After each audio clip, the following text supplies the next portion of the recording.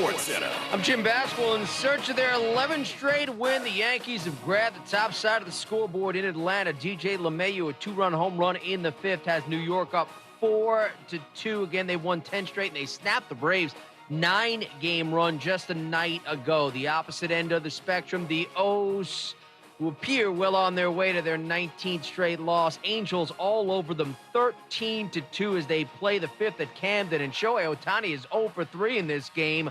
Baltimore riding that 18-game slide, the longest skid since the Royals dropped 19 in a row in 2005. The Mets get Francisco Lindor back in the lineup off the injured list on this night, but it's all Giants at Citi Field. 4 home runs, including 2 off the bat of Brandon Belt, up 7-0, playing the 6th. The Rays and Phillies have moved to the 7th at Citizens Bank Park with the game square at a run apiece. Justin Fields will start the preseason finale for the Bears Saturday at Tennessee. The rookie still considered the backup to veteran Andy Dalton for the regular season opener against the Rams. Dan Orlovsky on who should start. I would start Justin Fields. I think that's a mistake. Yes, I think Matt Nagy has to start Justin Fields because very rarely in the NFL do you as a head coach get a second opportunity to groom a young quarterback.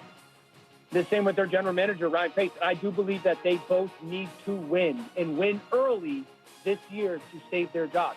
More quarterback news. Cam Newton expected to return to the field this week for joint practices with the Giants. He's in NFL-mandated 5-day re-entry process for unvaccinated players. And Jaguars rookie running back Travis Etienne lost for the season with a foot injury.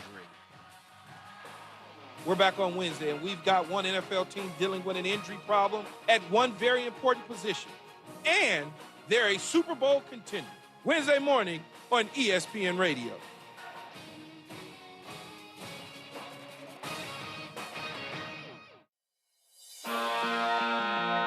Isn't this a sports show? I left my house, and one of my housemates said, man, you got to ask those people at 810 to stop making you wear all these stupid clothes to work. That's unfair. That's bullying. Because I think I was wearing my lobster shorts. Almost entirely. Skies out, thighs out. Please be cloudy tomorrow. Please be cloudy tomorrow. This is Almost Entirely Sports with Joshua Brisco. If I ever wear like a polo and khakis, just kill me in that moment. Take the show with you by listening on the Sports Radio 810 mobile app at 810WHB.com or by searching for Almost Entirely Sports wherever you get your podcasts. Put that on my tombstone. He died with a great shirt, a great watch, and a great haircut. This is Almost Entirely Sports on Sports Radio 810. Happy Tuesday. We've got a good one for you. I didn't have a whole series of small, minor frustrations before today's show, so we don't have to wade through all of that in tonight's edition. For better or for worse, I suppose. My only real gripe that sort of carried me into today is that after the show last night, I tweeted out a screenshot of our French fry tier lists. And if you didn't hear the segment as we did it, you can obviously listen on the podcast feed. Or you can go look at the actual tier list itself on my Twitter at JB Brisco. And you know, if you're a listener to this show, maybe you're not a part of the problem here, but it was a hive mind effort, right? Like, we were all trying to work together to come up with a tier list that was the most acceptable to all three of us. And, you know, we had beards not like tater tots. We found that one out during the show. We've had we all agreed that steak fries were the worst, but someone on Twitter, I'm sure, loves steak fries. And we went through all of that. I tweeted out the tier list. My only real complaint right now is that no one is tweeting that you guys are idiots. People are tweeting at me and saying, this is trash, put sweet potato fries are S tier, I agree with you on tater tots, but everything else on this list is trash. And they're in my mentions. Like, I'm sure that everyone would disagree with my actual, personal tier rankings as well, because it's absolutely statistically impossible for me to have the exact same opinions on French fries as every single person on Twitter. But I'm having to bear the brunt of the load. And I don't think that's fair. So tweet at Rudy and Beards and tell them they're idiots.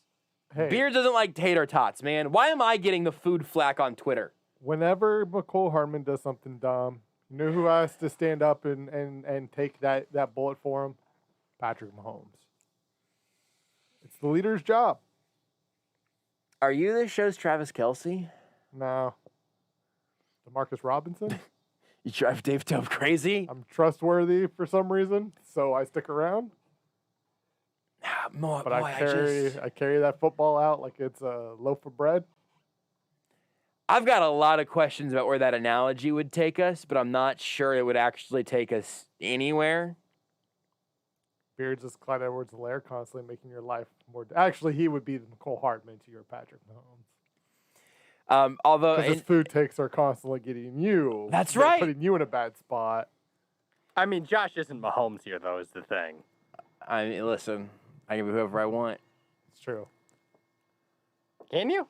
Here's the issue: is however many rungs you knock me down, you're going to fall down an equal number of rungs. No, I think exactly where I am.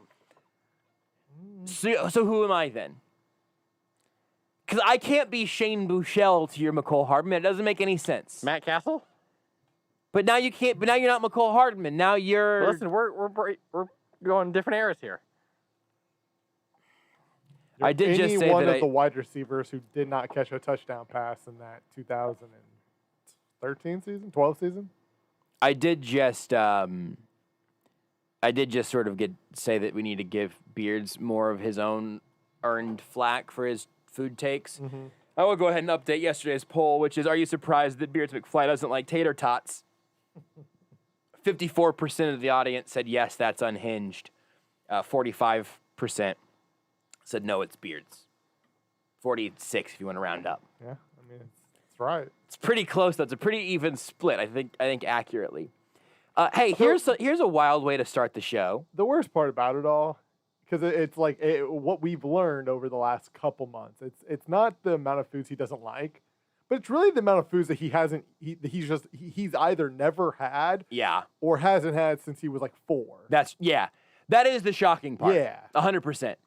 It's just like, it's just not ever having mashed potatoes. I still don't like onions, but like I have an onion here and there. Yeah. Just a raw onion, you mix it in. Rudy, I do think you'd like it better if you cooked them and mixed them in other things. I will say that. Just to see if it's like, can I deal with this taste? Like once every 2 months. Just like, I had an apple when I was 2 and and I didn't care for it, so I didn't go back. And it was fine, but that was the last time I had it. Rudy occasionally will just bring in a PB&J and a bag of chips and a raw onion, and then he'll peel it open, he'll take a big bite out of it, and he goes, I still don't like this very much, and then he'll throw it away. Like raw onions. Not like that, right? Like there's a there's a movie where so it's obviously it's a movie, it's a fictional thing. I just don't remember what it was because I just remember growing up a movie that I watched like multiple times, like kids movies. Like, why is this guy just always eating a raw onion? Did Shrek eat raw onions? I mean, ogres are like onions; they have layers. It might be Shrek. That actually, because onions were a major.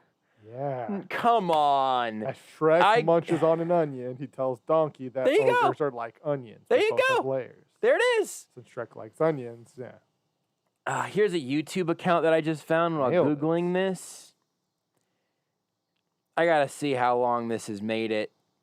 The title of this appears to be a, I don't know, 12 to 13-year-old kid who is apparently filming this at a church, according to the geolocation of the video. The headline, the title of the video is "Taking a Bite Out of an Onion Every Day Until a New Shrek Movie is Released, Day 7." Is it the same onion? No, I imagine. What does he do with the rest of that onion that he just takes a bite out of? I don't know. I'm watching. Now it's nature's vegetable. It's nature's onion. Oh, he took a very small bite here in this one that has more than 1 million views from 10 months ago. If you're gonna do that, you have to take a big bite of that onion. I mean, it's just like a normal bite, like you would take out of an apple. What is the most recent video? Is he keeping up with this, or did he give up after like video 13? He's got a lot of other YouTube videos now. There's one that's called Last Day. No way! This one's titled "Taking a Bite Out of an Onion Every Day Until New Shrek Movie is Released." Day 664. Committed. It looks like there are some real upload gaps, but I respect the bit regardless of how committed he's been to it. You guys have probably seen this, and a number of people listening probably know the answer. So I'm gonna treat this as a thing where I will reveal the speaker of this quote later. But I just 32. found it so interesting that the source and the content I found to be an interesting combination. And then later on, we'll bring you some Chiefs audio. It was do you know what I'm talking about? What I'm about to say, Rudy? Abraham Lincoln.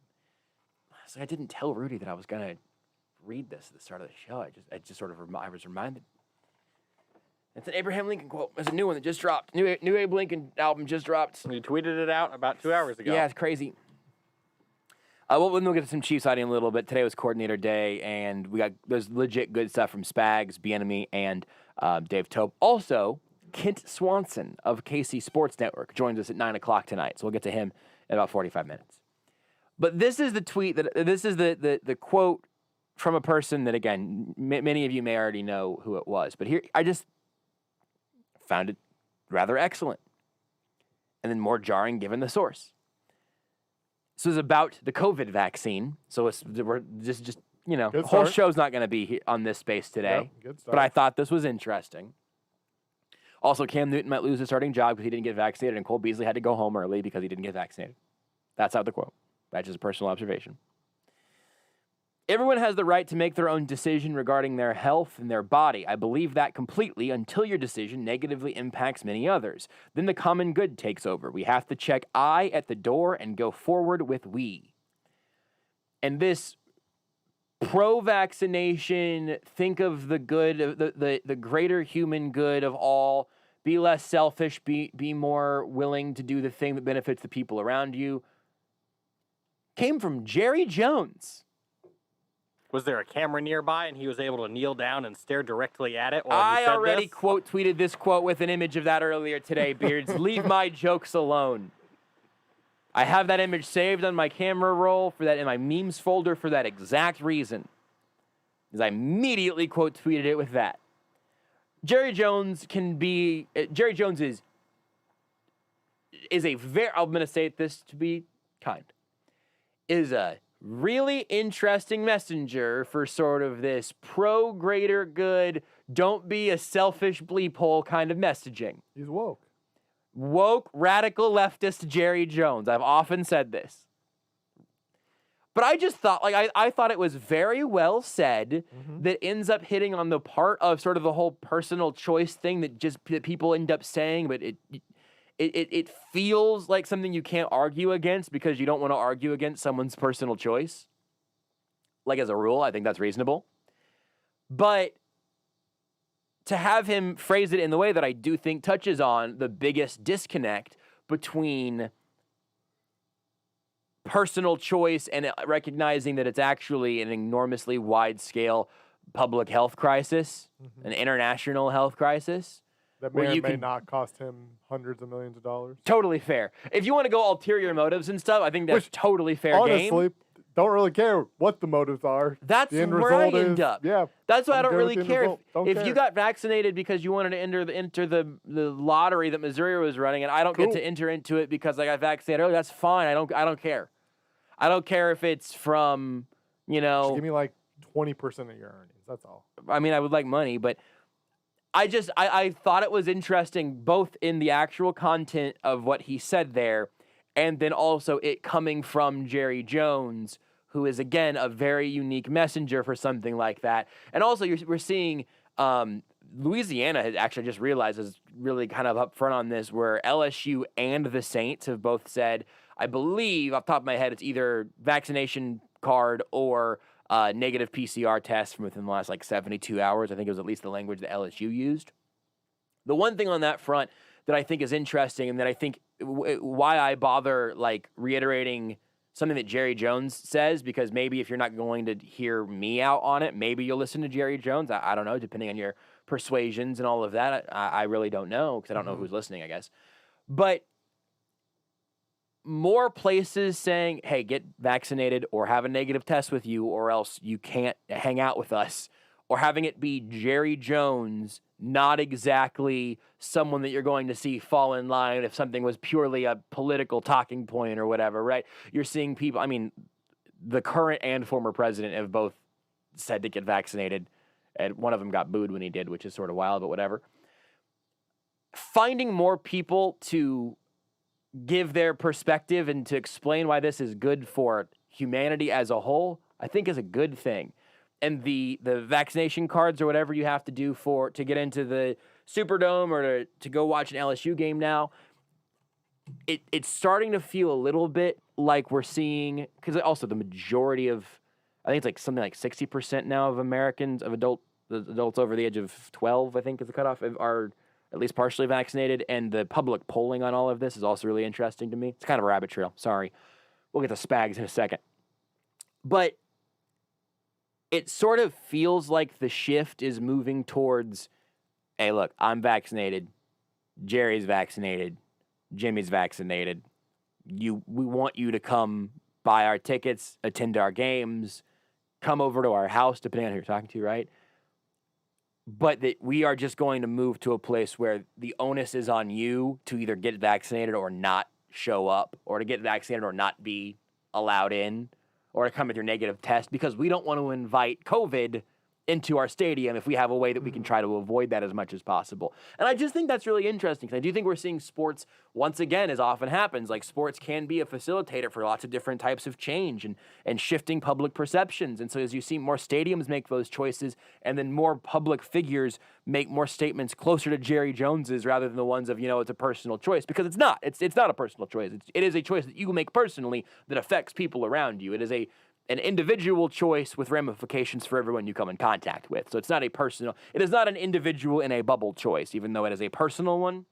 Again, a distinction that I think we collectively as a nation could have done a whole lot better with a long time ago, but we didn't. So here we are. But I thought that was genuinely interesting, as also a bit of a catch-all for all the stadiums that are putting their guidance in line.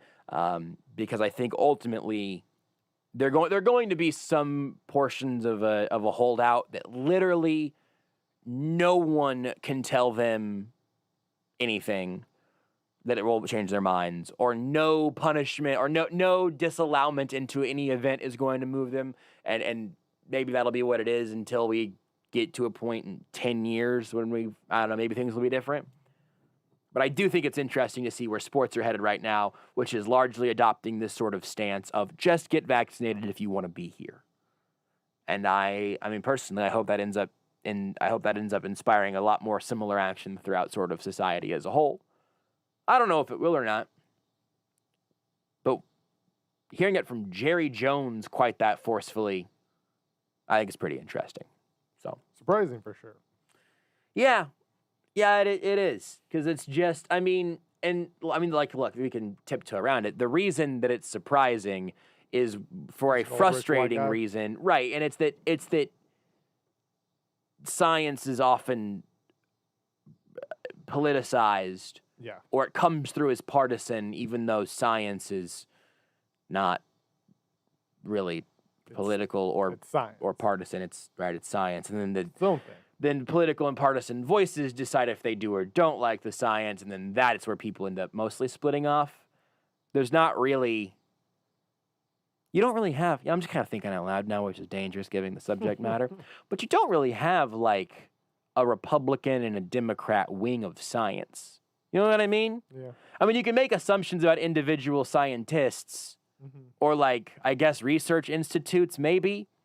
But, like, there was the study that was all around Twitter over the weekend of, like, hot dogs will take 35 minutes off your life, but peanut butter and jelly will give you 33 minutes back.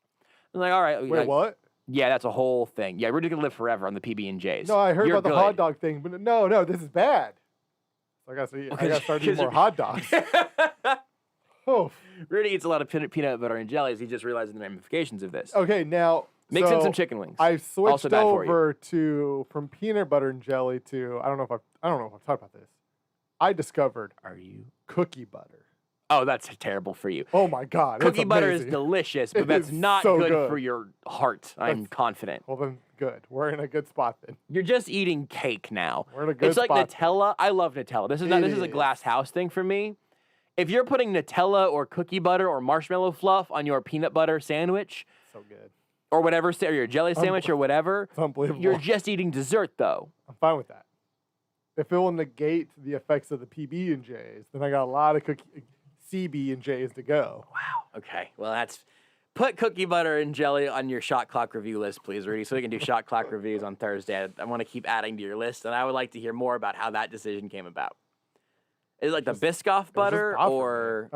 No, Trader Joe's apparently has a I'm brand. sure it's also great. It was just given to me. Yeah, I mean, And it sat in my cabinet for like months because I had a giant thing of PB&J. I was like, well, I'm going to finish the PB&J first. And Are you just eating cookie butter with a spoon? no, I don't eat peanut butter with just with a spoon though. So That's crazy. All right, so walk me It's through a your smaller, sandwich here. This is a smaller thing. I gotta save this for. I mean, I just get a knife. Hold on scoop. really quick. Let me just get vaccinated. Listen to Jerry Yes. Jones, I guess. All right, that one's gone. Okay, great. So we're back to Rudy. I mean, it's a pretty simple. It's just knife, one scoop, spread that out. On bread. Yeah, on bread. Okay. Go to jelly, scoop. What kind of spread. jelly are you doing with this? I go strawberry. I'm a big. I think that makes sense. big I mean, strawberry jelly guy. I would eat like a strawberry jelly cookie, you know, like very a good. thumbprint cookie or something, with a little jelly in it or something. It's very, very good. But you're eating On that my artisan for bread. Lunch. lunch. Yeah. Your mom's a nurse. Yes. Does she know about this? I don't know. You ought to run it by her. See what she thinks. I'm not too worried. We're on a different healthcare goals. Sure. She wants to extend. I want to shorten. You know, different. We have different ideologies here. Cookie butter and jelly sandwiches for lunch is jarring, Rudy. It's very good. I don't question it. So is Nutella, though. Mhm. But whenever I eat Nutella, I try to. It's usually like. It's either for like a little dessert. It's a little sweet treat. Maybe it finds its way into breakfast because we all just have sort of agreed that breakfast just gets to have all the sugar in the world in it, and no one second guesses it. Mm-hmm. I think if I ate cookies, if you ate cookies and butter for lunch, that would also That'd be weird. That would be weird. Probably wouldn't taste as good. I mean, fair. But cookie butter, totally normal for a lunchtime amazing. sandwich with I some don't know jelly. if it's normal, but I got it. It's good. It sounds delicious, but it also sounds like something you Now- could serve as a dessert. Yeah. Now here's the Perhaps thing. an ars devoir. Here's the thing. Gotta listen to all the shows to get all the jokes. I have never. I think I've stepped into Trader's Joe once in my life. It's you keep putting the possessive at the wrong point of that. On Trader's Joe. Yeah. I mean, Yeah. at this point, it's stuck, so that's fine. You've done it 3 times now. Now it's called Trader's Joe. I think I've stepped in one of their stores once. The odds of me going back there to buy another one, because again, this was given to me, are almost slim to none. They 'Cause do I just- carry it I at other just- places, though. Not the Trader Joe's brand, but yeah, like I mean, the I Biscoff brand. I was in. Dude, let me just tell you. Listen, I know I'm I trying was to. in Hy-Vee today, and I didn't. Yeah. It was not there at Hy-Vee. I looked, or yesterday. I was on Hy-Vee yesterday, and that's just where I go. So like, odds are, if it's not there, It's probably on Amazon. I'll probably. Well, I've never bought food off Amazon. Any type ever? Nope. Huh. Yeah, just always go to the grocery store. That's probably for the best. Yeah. It's really I mean, good. it just seems easier. Cookie butter is you know, really 'cause I good. can just get it then. Not that you have to wait long with Amazon. Amazon's great. I'm not going to come here and complain about wait times on Amazon.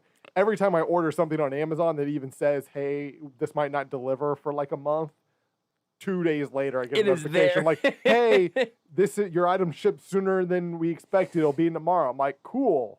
Great. I'm Thanks, running out Amazon. of cookie butter. Thank you, Amazon.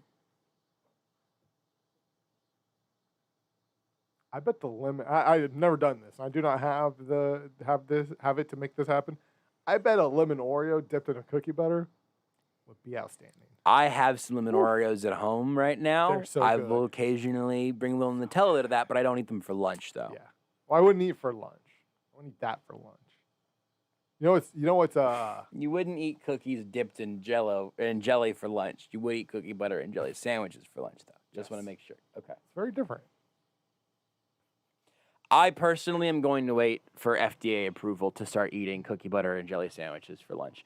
In the meantime, we'll take a break. Whenever we come back, Steve Spagnuolo, Dave Tobe, Eric Bieniemy, also Creed Humphrey. I don't think we've got any Creed Humphrey clips for you, though. He was short and sweet. But those three coordinators all spoke to the media today. There's something interesting from all of them. We'll start getting through it whenever we come back. Want more Almost Entirely Sports? Watch the show live on the Sports Radio 810 Facebook page.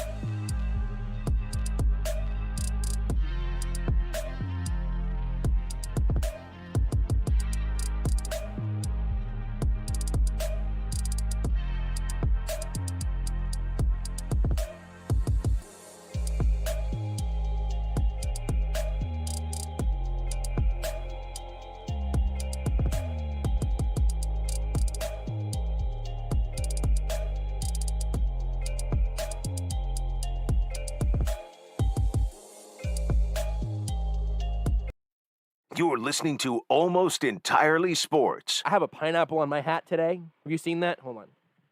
You see that, Beards? I can't see you not because I'm facing away from you. Yes. With Joshua Brisco. It's a very small pineapple. I have a small pineapple, a very small pineapple. I was expecting bigger.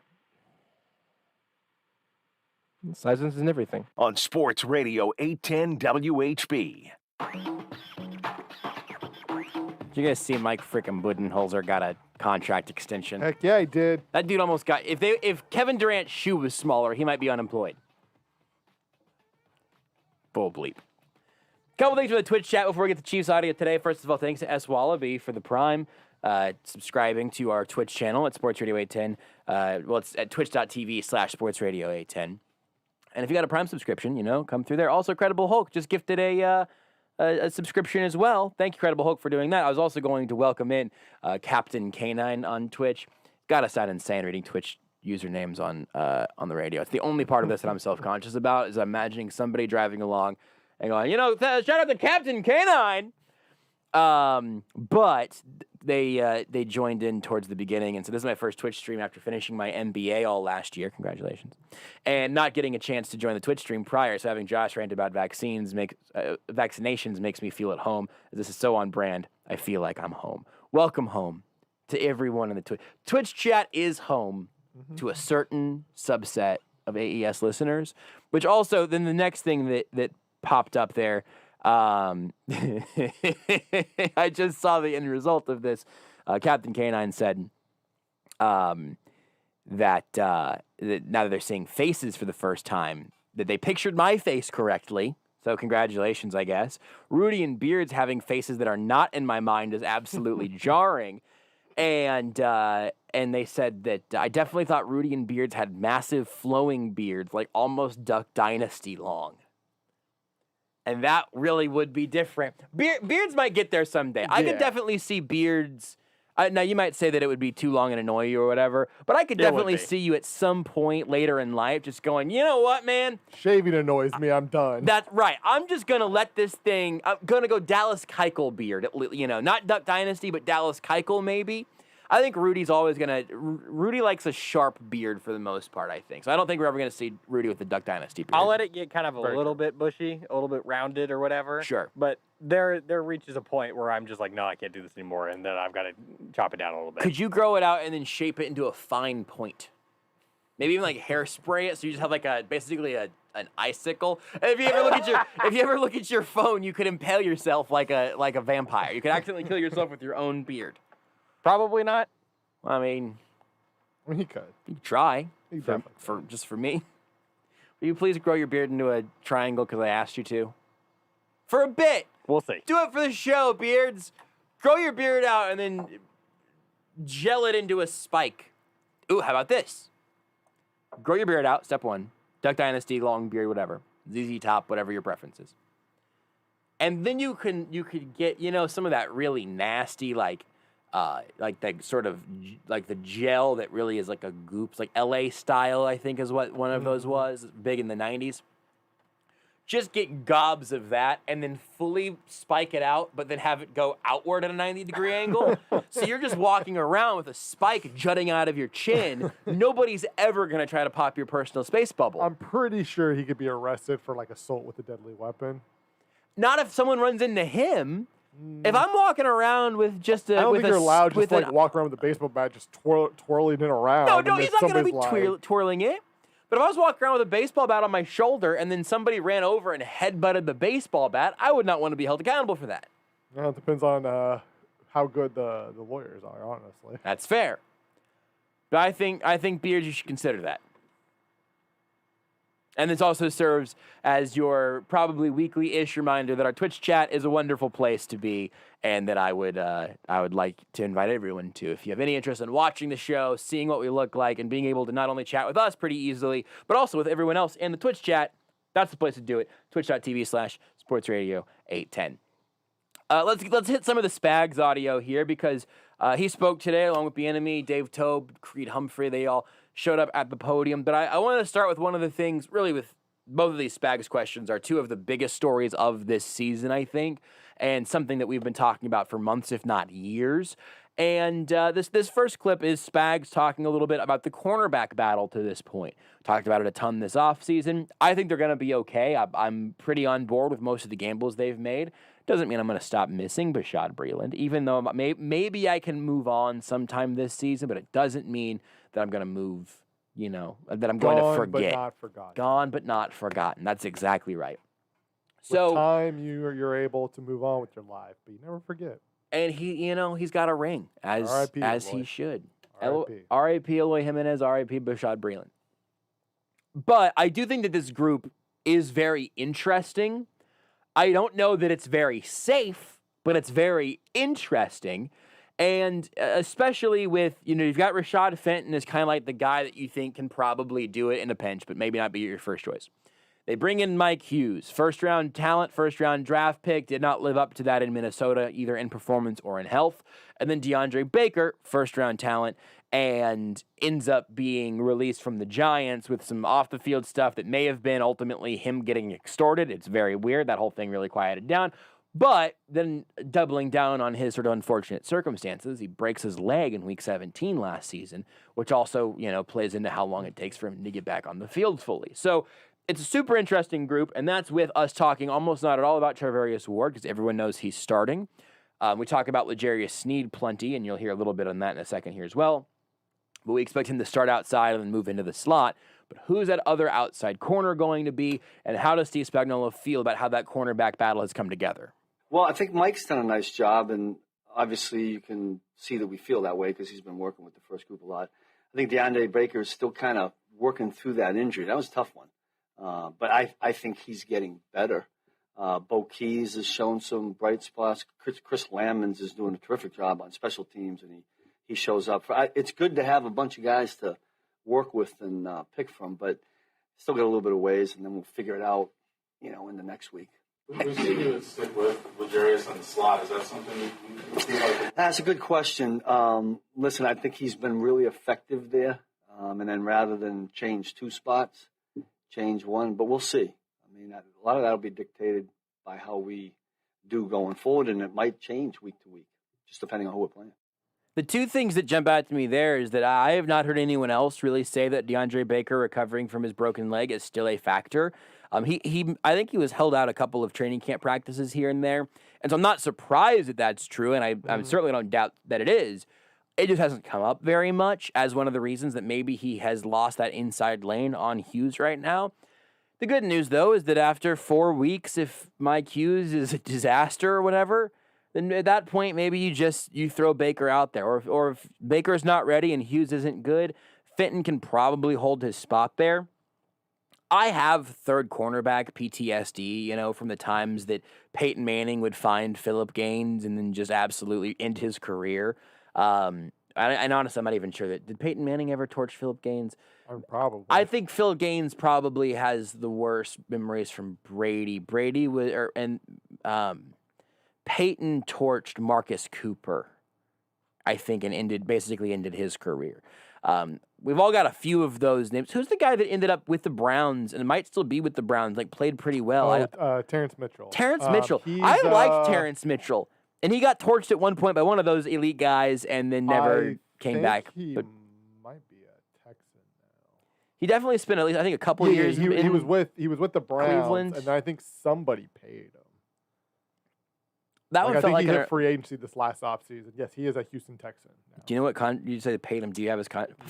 Find me Terrence Mitchell's contract details. Well, to really lean into what the show is. I'm pulling up, and by paid, I don't think he got a ton of money. Not but 4 for years, him, $50 million or whatever. Yeah. But he's still in the league. For him, it was 2 years, $6.5 million, which for a guy who was an undrafted or seventh round draft pick, I would say you got paid pretty well. I thought it was a little bit more than that, like 2 for 10, but 2 for 6.5 is pretty good. He's still in the league, and remember him getting cooked in 2017. Yeah. That's a good run for him. He's been 3 years with Cleveland, I guess. So anyway, he is made. Okay, no, the Browns. So he signed a 3-year, $10 million deal with the Browns. I'm thinking of the Browns deal where he got paid. Quotes paid. That's $10 million qualifies as paid to me. Yeah. So I have third cornerback PTSD because you remember the names of some of those guys, and then if you do have a weak link, the Chiefs are going to win the division. They're probably going to win the AFC. They have a great chance of winning the Super Bowl. This team is excellent. But I did a radio hit somewhere, I don't remember where it was, but a while ago, and someone said if there's a weak link, if there's something you're concerned about, what would it be? And I've said corner because if you have one weak link anywhere, I think the easiest one to exploit, I guess, other than quarterback, is corner. Because you can have a great quarterback who can say, that's the problem. Now, part of that, I think, is Bob Sutton using a cornerback wrong versus Steve Spagnuolo having a much better way of managing all of that. And so I'm not saying that it's all perfectly logical, but it's just one of those things that I'm always thinking about. And so I actually like this group pretty well. I think the Baker injury thing is interesting. Also interesting to hear Spags note that the Sneed thing could change matchup to matchup, team to team. I wonder where that would show itself if there was maybe an outside corner an outside receiver that maybe Sneed follows more. If you're going up, I mean, we could see this in week 1.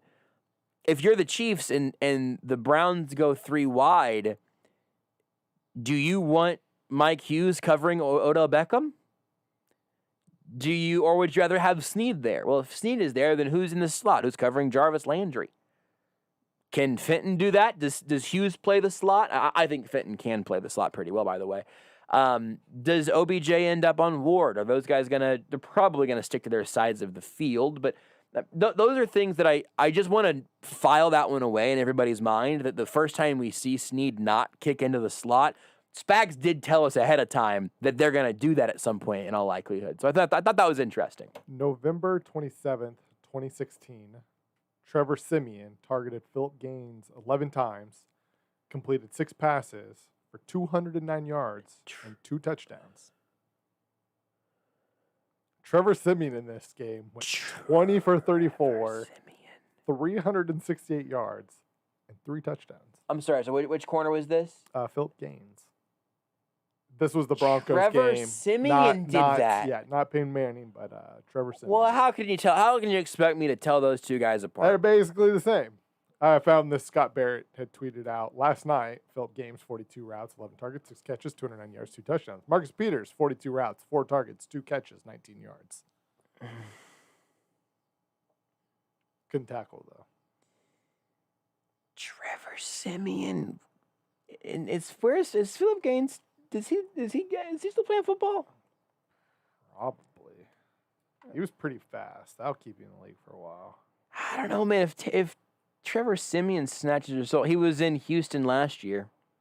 I don't know if he still is, but he spent the last 2 years in Houston.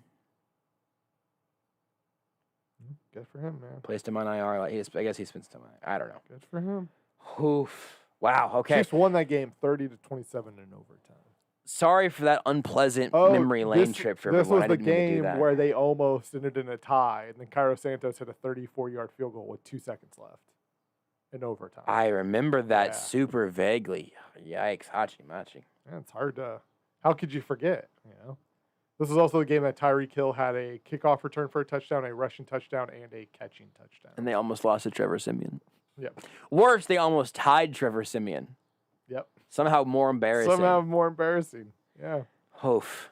Well, I'm glad that those days are gone. Because I think the Chiefs defense is going to be legitimately good. I think those corners will be fine. I think they'll figure that out. But it is an interesting thing to keep an eye on. I think it's sort of like a more high stakes, but also a slightly more confident version of the wide receiver 3 conversation that we're having right now. Of like, I do think they're going to make it work, but I'm more confident in that corner group. But it's also, if it doesn't work out, it is way worse to find out you don't have a third cornerback in 2021 than to not have a third wide receiver in 2021. Also from Spags here, he took a few questions about Juan Thornhill. Started off by asking about that interception that he made, and Spags kind of gushed over that a little bit, and then took a few more questions about where exactly Thornhill stands now, as he's been one of the great mysteries of this offseason. Absolutely. I think for any DBs. You guys see that in slow motion? I did. I pulled off the TV copy. That was really, sometimes, and you'd have to ask DBs this, but sometimes, I don't want to say easy, but guys make that catch more than they do the one that takes a little bit of time to think about. I mean, he just reacted and snatched it right out of the air. I thought it was a great play. And I do think it'll help his confidence. On the depth chart. I'm sorry? What do you have on the depth chart? Nothing's changed, I mean, we're still working our way through where we're going to be with that. But I mean, one play wouldn't change it. It was a hell of a play. Going back to the beginning of training camp, Juan was actually here with the rookies and the quarterbacks. Yep. What was the long-term training camp plan for Thornhill coming in? Was it always just to get him as many repetitions as possible? Yeah, if you remember, he missed all that OTA time. And Juan and I talked. I thought that set him back a little bit mentally. We have a few wrinkles here and there, and so while that's happening, other guys are out there performing, and you want to reward those guys. So we've got a few guys there. We got to figure out who, where, when, who starts, who doesn't, and that's what the training camp's for. We got one more game. I thought that was interesting because it put sort of a practical spin on some of the stuff with Thornhill of he wasn't out there, and some guys played well, so you want to play the guys that have been playing well and reward them for that. I think you heard the question about where is he on the depth chart right now, and not that anything would change from that play. I don't think that was the implication. The implication is where is he at on the depth chart, period, because this has been a very strange sort of cycle of things for Thornhill. But I thought it was good to hear that from Spags and kind of note that's where things are working right now. So why don't we take a break? Whenever we come back, we'll flip to the other side of the ball, hear from Eric Bieniemy a little bit. Sound good? Great. Let's do that whenever we come back. At JB Brisco, at Beards McFly, at Not That Rudy, at Sports Radio 810. Just do it already.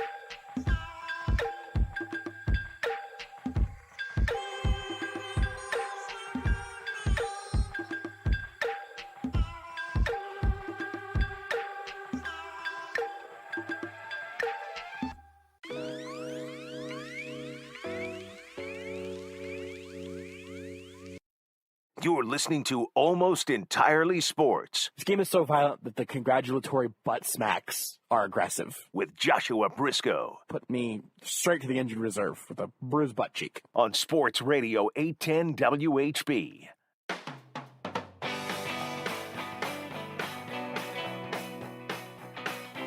Let's go to the offensive side of the ball before we get to Kent Swanson. We'll talk to him in about 10 minutes of the one and only KC Sports Network. Eric Bieniemy also brought you some Spags clips last segment. Eric Bieniemy also to the podium, and I thought a couple of these were interesting. And one thing that Spags is great about, and Bieniemy has his moments of kind of helping to shed some light on some things that either Andy Reid won't volunteer because he's too good at this point, or not saying things on purpose. I mean, or maybe you get just a little bit of being able to dig in a little more on something maybe you wouldn't even try to get from Reid or wouldn't successfully get from a player or whatever. And so I really enjoy Coordinator Day. And like one of the topics for Eric Bieniemy here is why are the Chiefs running Patrick Mahomes out onto the field in meaningless games? Why is this new look offensive line playing against other teams' backups later into the games. What is the point of all of that? And so Eric Bieniemy was asked about the value of preseason reps. And even as someone who gets squeamish every time Patrick Mahomes tucks the ball and tries to run for a first down in a preseason game, even I thought Bieniemy's answer here was pretty insightful. Well, I think it helps all of them. It helps Pat, it helps the O-line, because they're still developing that chemistry. One thing that we always talk about is the importance of over-communicating clarity, good, bad, or indifferent. As long as the communication is there and everybody's on the same page, we will always find a way to make it right. But we got to continue working on that, and that's an aspect of when you got young players up front. So you want to make sure you're continuing that continuity and building that chemistry so guys would know exactly what to do and how to handle those situations once the season kicks off. The communication aspect is something we've actually talked about around here quite a bit, but the idea of like, hey, there's just stuff here that you can only really figure out in live fire, that we're going to take an opportunity to do that whenever the result doesn't actually matter. I think it's easy to see the value there. I think your only counter argument would probably be something along the lines of, well, hey, look, you've got training camp to figure it out. You've got close to live fire there, but Patrick Mahomes gets to wear a jersey that's a different color. And then you're going to have to learn as you go, which teams are doing all the time anyway, actually in the season. But the Chiefs' retort to that would just be what you heard there from Bieniemy, which is that we are given 3 of these situations where we can go play the game by all of the rules that a real game would be played by, but the result doesn't matter. If we can learn something about ourselves and for ourselves, and if we can get on the same page with that offensive line, and Mahomes especially, there's value in getting that done and not having to do it with Myles Garrett and Jadeveon Clowney trying to decapitate Patrick Mahomes in the first week of the season. I think there's something to that. Again, it makes me a little squeamish, especially whenever Mahomes tucks it and runs, or whenever the pocket starts to close in a little bit. My heart stopped every time Mahomes started looking like to him, just like, don't do it, Patrick. Don't do it. It does that a little bit during the regular season, honestly. Oh, yeah. But in the regular season, it's like, oh man, this is so fun. This is such a good part of this game. You got to make plays, right? You're trying to win. You're trying to win football games. But in the preseason, it's terrifying. It's heartbreaking. But with that as the, maybe the thing that I would like them to, maybe let just like Mahomes to not have to do. I do think it makes sense. Mm-hmm. It's a balance, but I think it makes sense. Yeah. No, because again, like it's something I probably doesn't get talked about quite enough, or is just not something that necessarily pops, out to the forefront initially when you think about quarterback offensive line chemistry, and so much of that is because again, right, it's hey, the offensive line has to gel together, and Mahomes has to get in, has to gel with McCole Hardman still, right. But the offensive line needs to obviously get an understanding of where their quarterback is, because right. And part their of back that is to him. Yeah, he needs to know where he likes to be. It's knowing that Mahomes will run out of the pocket a little early sometimes. We saw that in the game where Lucas Niang ends up giving up a sack technically, even though honestly he was doing fine. There was a pocket, but Mahomes because it's natural instinct for Mahomes is still always going to be, I can make a play out on the move, because he's so used to having to do that, I imagine. And he can, and that should continue to be a part of his game. Absolutely. Every now and then it'll backfire, right? But you accept that. Yep. You know what I mean? Like he will. That's a part of his game that he'll continue to work on, right? You'll see less and less of it, but you never want it to completely go away. Just like with the throwing the ball down the field, right, and taking chances. Right. He's gotten smarter on that and knowing, okay, yeah, there are 3 defenders here and we're up by 14, so I don't need to make this throw. But you still see him do it from time to time, because you don't want to take that out of his game. But but for an offensive line that has all new starters along it, they're getting used to Mahomes and getting used to what he does back there. Yes, his tendencies, and he needs to learn their tendencies. And Mahomes can't work the same way in that pocket that he would between Fisher and Schwartz. Yep. And as you pointed out, and Orlando Brown can't treat Patrick Mahomes like Lamar Jackson. Yeah, and as you pointed out, that can be a challenge because 5 of those guys have their back to the quarterback. Right. Yeah, I think we take that for granted sometimes. It's not that you can see the quarterback, and now you watch enough tape, so you are seeing what he's doing. But in the moment, your back is to him, and you really are just, again, it is not, hey, I see my quarterback doing this, so I'm doing this. It's, I believe my quarterback is doing this because I'm doing this to the defender, and generally when the edge rusher does this, my quarterback does this, And it's just which is what professional athletes, the way they're able to process 1,000 things in literally less than a second is mind-boggling to me. One of those guys that has to be very good at that very quickly is Creed Humphrey, who Eric Bieniemy talked about today. You know what? Creed is a unique individual that plays hard. He does a heck of a job of making things happen. And on top of that, he can run in space. So I love what Creed brings to the table. I like the fact that him and Pat are developing their chemistry.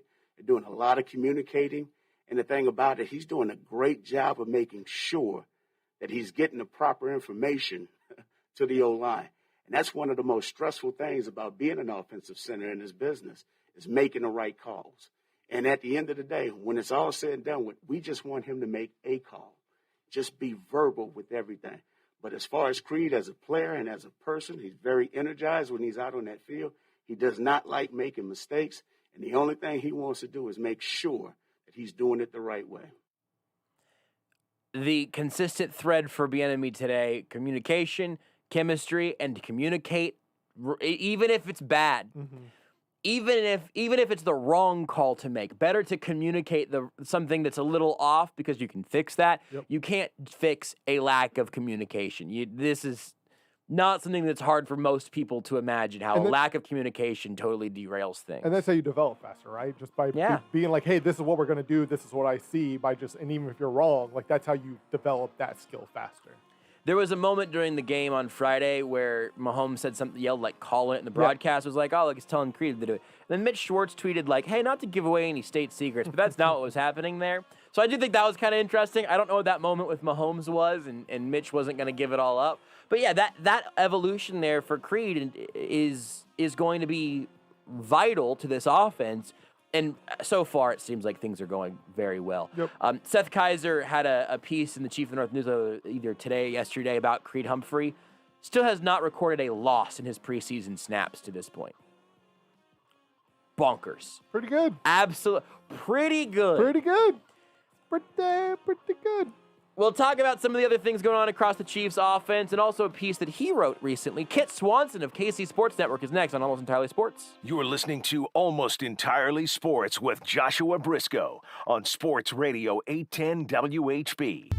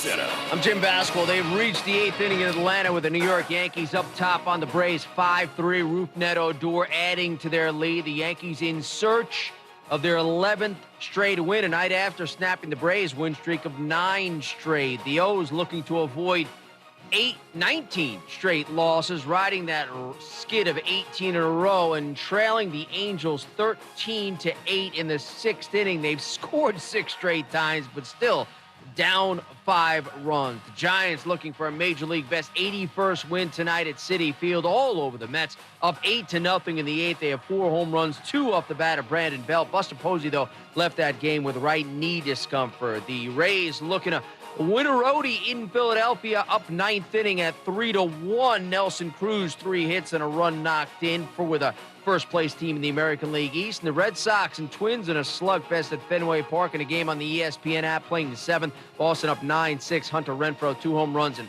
5 knocked in. Justin Fields will start the preseason finale for the Bears Saturday at Tennessee. The rookie considered the backup to Andy Dalton for the regular season opener against the Rams. Fields and the Bears plan at QB. I think if, the players of a team don't buy into what a coach has to say, then that team's not going to be successful. So, I pretty much have no choice. That's ultimately why I'm trusting him, because, of course, we all want the same thing. We all want to win games. So, there's no reason for me not to trust him. And plenty of reps for the rookie Mac Jones. Cam Newton expected to return to the field this week for joint practices with the Giants, an NFL-mandated 5-day re-entry for unvaccinated players. We're back on Wednesday, and we've got one NFL team dealing with an injury problem at one very important position.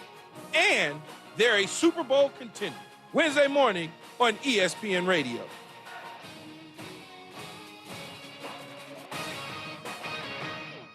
This is Almost Entirely Sports with Joshua Brisco. I think it's pretty disruptive, much like the way I was at the Slim Chickens last time I tried to play that card. Kent is out here trying to be disruptive in the sports media scene and in your local Slim Chickens. On Sports Radio 810 WHB.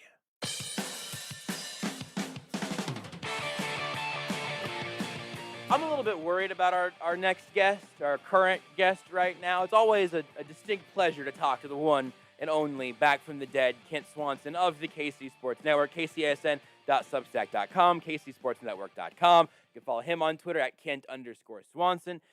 But Kent, I've seen you've had some posts on social media about how, great the last year has been for you and your family and how grateful you are of everything that's happened over the course of the last year and all of that. And that's all genuinely, it's touching and wonderful.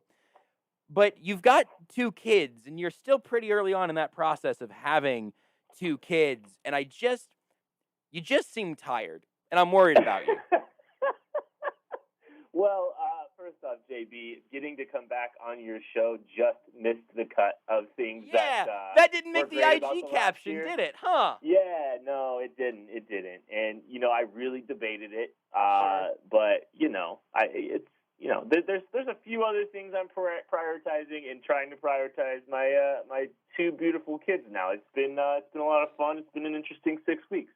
Yeah, so, if we could just get, look, by week 6 of the NFL season, we're going to expect to have learned quite a bit about where the Chiefs are at. What have you learned in your, you're in week 6 of double fatherhood now. What have you learned about the roster? Oh, my. Really talented roster. I find the young one to be really high maintenance. I think it's kind of going through one of those phases, and, peeing all over everything, just... acting like they own the place, coming in and waking up at any given hour of the night. Like there's just a certain level of entitlement that this newborn has that we're really trying to navigate right now. Sounds like I got a lot in common with your newborn. Yeah, no, there's some correlations there. Yeah. There definitely is. We could probably come up with a pretty strong analogy between the 2 of you of commonalities. Yeah, that Venn diagram might be more circular than I wanted it to be. It's just one circle. Yeah, it's just one circle. Yeah, I'm out of diapers. Okay, I'm a pull-ups man myself, and I would like to be respected for that. But, I thought it was depends, but okay.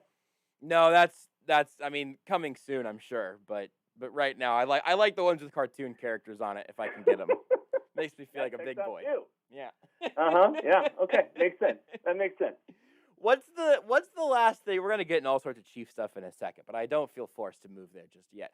What's the last thing that you did of any substance that was not football or child related? Like, as it's a movie or TV show you've watched, a thing you've done, anything that is not directly football or child based.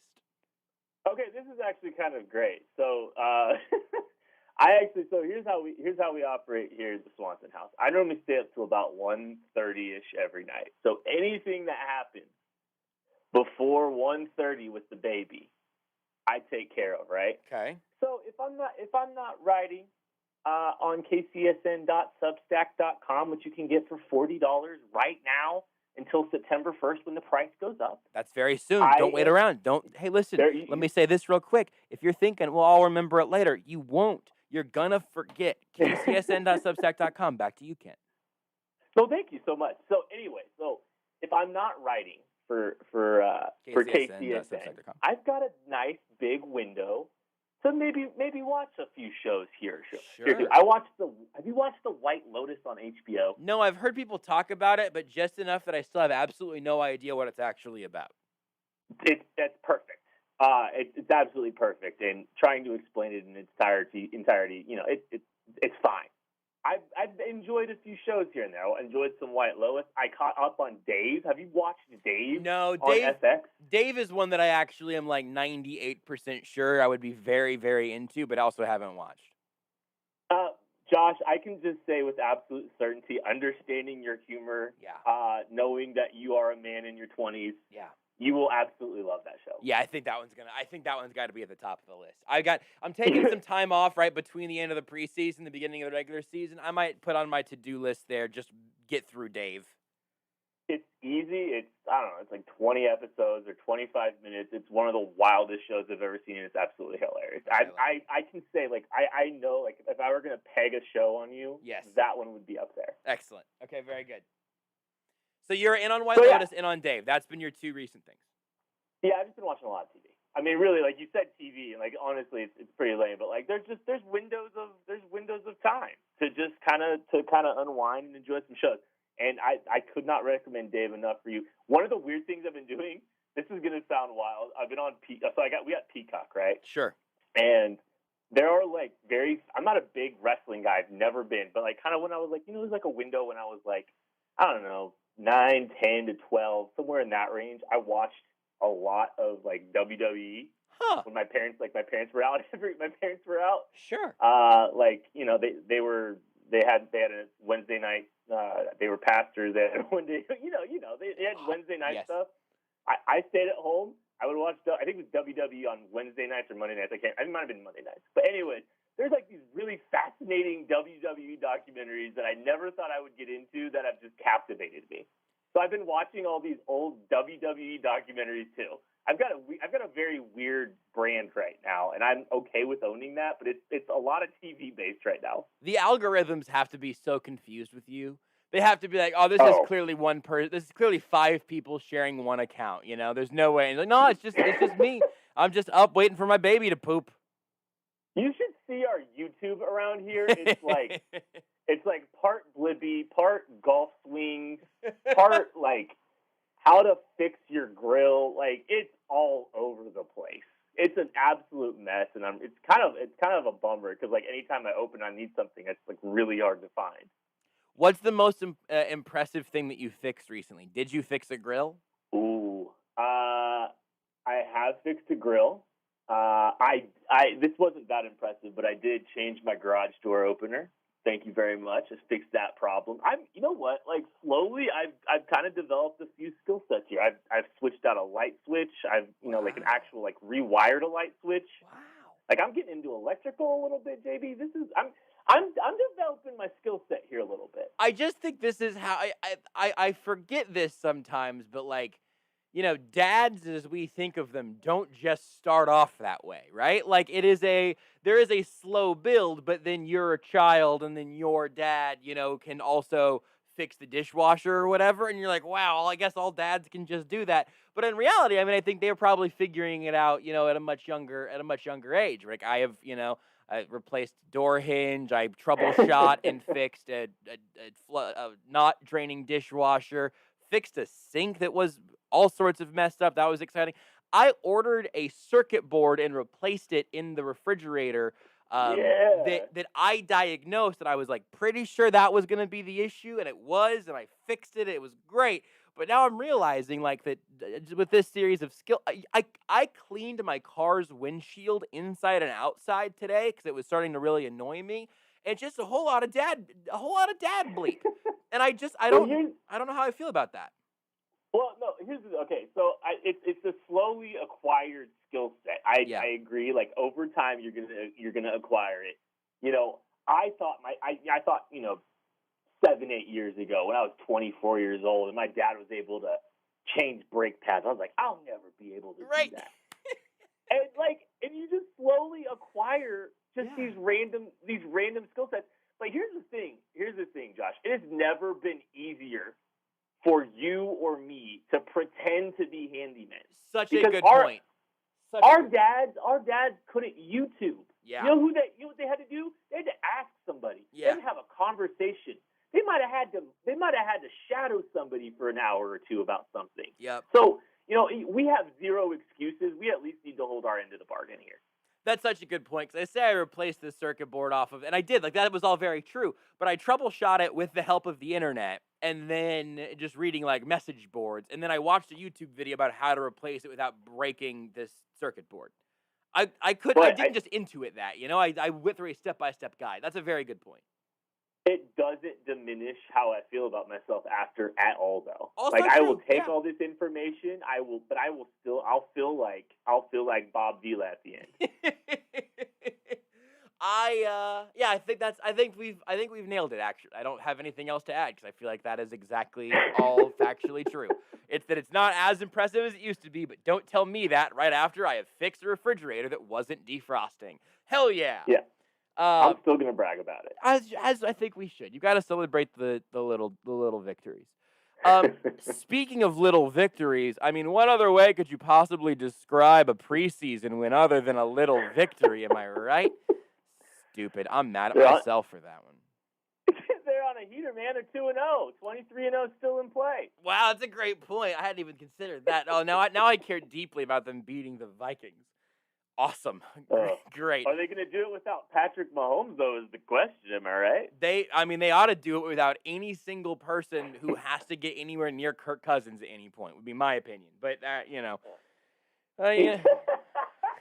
neither here nor there at the moment. That's a good point. I didn't think about that. Yeah, they need. I actually, if I'm being candid, I forgot it was the Vikings. Yeah.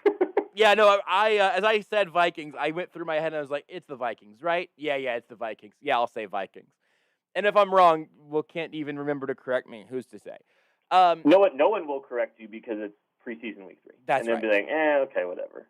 Yeah, the Browns week 1, that's all that matters. We're good. We know that's coming. The only reason that it matters that it's the Vikings is that a biohazard is traveling to Kansas City, and that is concerning. But that's really it.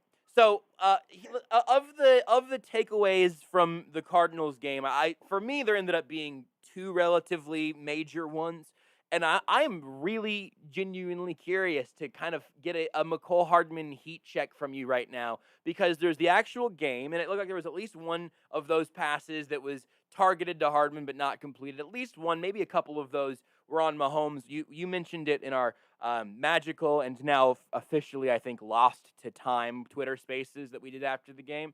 You could see Mahomes throwing off his back foot a little bit, and that makes the ball sail. And that's something we've seen from him, especially early in games, a few times throughout the course of his career. But then you also have the instances where clearly something is wrong in terms of what Hardman does, because Mahomes is yelling at him and then Kelsey's talking to him. And then after the game, Mahomes is like, yeah, he did some good stuff, but also we had some miscommunication. They needed him to flatten that route out, because when we run that with Tyreek, it works every time because he goes to the right spot. Andy Reid was not terribly kind in his evaluation of McCole Hardman's game. So I find this, in terms of a relatively quiet offseason for the Chiefs, without too many, could this be a problem storylines, I'm really interested to hear where you're at right now. How much of that you're concerned about, how much of that you're kind of rolling past in terms of Hardman's fit in this offense and how he's looking right now. Well, I mean, you're talking to someone that has not had high expectations from McCall Hardman for a while. Mm-hmm. And it's, McCall's got a very defined, valuable skill set. And this skill set's valuable for this team, whether or not, he takes that big role that big step that everybody wants him to. Everybody hopes he does. But, there's a very defined skill set there. And, this preseason game was built for him to be put in the perfect situation to have a big game, to have a really productive game. Because, I think I've talked about I don't know if I've talked about it on here. I know I talked about it on Twitter Spaces. 26% of McCall Hardman's receiving yards in his career, or 25, somewhere really close to that range. I don't know off the top of my head, but I did the math once, so I deserve credit. Mm-hmm. But 25% of his career receiving yards came in a stretch where Tyreek Hill missed time his rookie year. And the rest of it has included 75%. This is, getting to be that guy in the Tyreek Hill role with some of the manufactured touches, some of the, deep crossers, the speed crossers, like across the field, like he's trying to get, to some really unique landmines or landmarks, in the red zone on that one that one play that the ball kind of sailed on Patrick Mahomes a little bit. So there's a little bit of that. Those kind of plays were really set up. Typically for Tyreek Hill, McCall Hardman was getting those chances, and he really didn't do enough with him, in my opinion. Yeah. And, I think there's some value to what he can do as a vertical stretch player, as a guy that you can get easy manufactured touches behind the line of scrimmage and all that good stuff. But his ability to kind of stretch beyond that really hasn't happened yet. And little mistakes like, any miscommunications with Patrick Mahomes, any, small adjustments he wasn't making, to his routes and stuff like that, those are signs that it's year 3. Yeah. We should not be at that point. And so I'm not overly encouraged by where we're at with McCall Hardman to this point. I'm actually a little bit more optimistic than other people, though, and which is kind of a weird spot to be in, right? I think I see where his value is, and it's about what he's been the last 2 years. That right there is the perfect dismount of where I find myself also, where I think that buying stock in McCall Hardman as a post-hype sleeper right now, kind of made sense throughout a lot of this offseason, where last year was going to be his breakout year, and then it very much, wasn't. That cycle, I think, usually leads to there being at least some percentage of the fan base that has a disdain for him that I think is really unnecessary. But it also doesn't mean that your two options are disdain or he's going to be even, Sammy Watkins, much less actually being Tyreek Hill. But the other thing, though, that kind of bummed me out from that game, you mentioned this stat about, his best moments have been without Tyreek Hill because he can do some of the things, some of the things that Tyreek Hill can do in this offense. He can serve some of the same purposes. I will also remind people that when the Chiefs drafted him, they did not know confidently in the building, I believe, if Tyreek Hill was going to be on that roster by the time the season started. That was stuff was breaking out that night, and that had to be a hectic time. So anyway, with that being said, what frustrated me about last night's game, or Friday's game, what day is it? I feel like Steve Spagnuolo. What had frustrated me about the Cardinals game is that we didn't even get to see him on the field with Tyreek Hill. Good reason. Don't put out Tyreek Hill for the sake of McCall Hardman on a tight hamstring or whatever. But I don't even care, really, if he can do some Tyreek Hill stuff, because I know that he can. I want to know what the offense looks like when they're both out there on the field. And for all of the little things about, Andy Reid and Mahomes talking about miscommunications and mistakes and all of that, that did not make me feel better about the idea that he'll be able to step into some sort of Sammy Watkins role with Tyreek Hill on the field. I still feel like that is as big a question mark as it's been at pretty much any other point. So, yeah, I think the Sammy Watkins, there's been a lot of talk about replacing Sammy Watkins, and McCall Hardman I don't think has ever been a direct Sammy Watkins replacement candidate because he can't play as an X-receiver. He doesn't beat, press coverage very well. He's not a guy that's going to win in contested catches or, slants over the middle, in traffic. Those aren't his strengths. Yeah.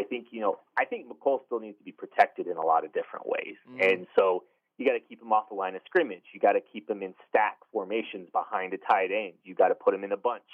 You've got to really work to put him in a position to succeed. And that's what separates guys like Sammy Watkins and Tyreek Hill. Like last year, I kind of told a cheeky joke, where I said the way that McCole Hardman's being used is like a souped up DeAnthony Thomas. Yeah. Where it's a lot of manufactured touches, it's a lot of plays behind the line of scrimmage, and then, deep ball dependent for a big game. So, McCole, it's always, okay, we're going to throw him a little slip screen out here. Okay, we're going to throw him a jet. We're going to give him a reverse. So here's 3 touches.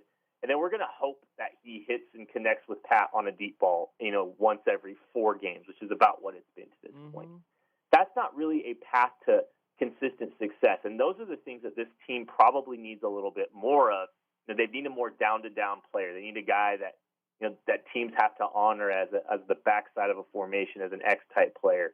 They've got to have a guy that can block well. They've got to have a guy that has a more complementary route tree, and they just don't have that with him. So what they're going to have to do, and I think this is what they're planning on doing, very obviously. This is why, the roster, they feel relatively comfortable, clearly, because this is who they have late in August. It's Byron Pringle. It's McCole Hardman piecing stuff together. Byron's going to play that X, I think. He'll be on the line of scrimmage when they need it. And McCole will probably be in a more souped-up version of what he's been the last couple of years, hopefully, with some manufactured touches. But, he's not a guy that's going to directly replace Sam. He's not really a guy that's going to be able to do much of that anyway. And the thing about, you have to protect him in a stack or in a bunch or whatever, that's also, and you said this already, but that's really valuable. That's a thing that you want on your offense. It's that you want Andy Reid to have at his disposal in addition to Tyreek Hill.